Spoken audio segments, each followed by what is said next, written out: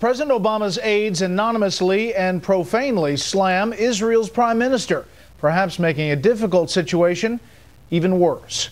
This is Special Report.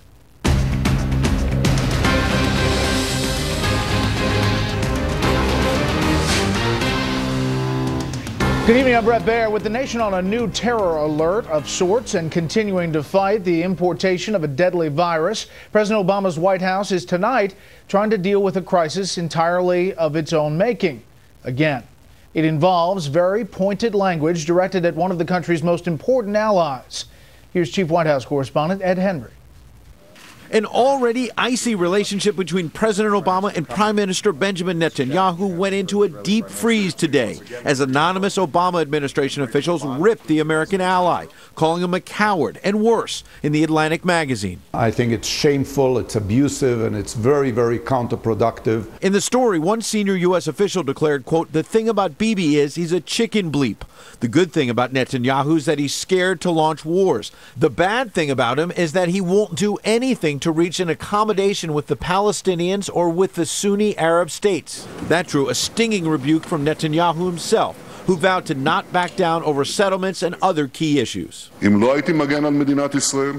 I not to defend the state of Israel, were I not to insist vigorously on our national and security interests, they would not be attacking me. Yet the president's national security advisor, Susan Rice, tried today to claim all is well. The relationship is not in crisis. The relationship is actually fundamentally stronger in many respects than it's ever been. Skeptical reporters hit the president's aides at the White House and State Department with a barrage of questions about who leaked the story. I'm not disputing the accuracy of the reporting of the reporter. I don't have any other information beyond that. In fact, the reporter, Jeffrey Goldberg, has been seen as trusted enough that he's landed multiple interviews with the president about Mideast policy, an administration whose Justice Department has chased down other leaks by threatening to throw New York Times reporter James Risen in jail, and went through the phone records of Fox's James Rosen as well as Associated Press reporters, suddenly seems disinterested in finding out who attacked Netanyahu. You've gone after reporters again and again, this administration, to find out who leaked information to them, and then when it comes to insulting the prime minister,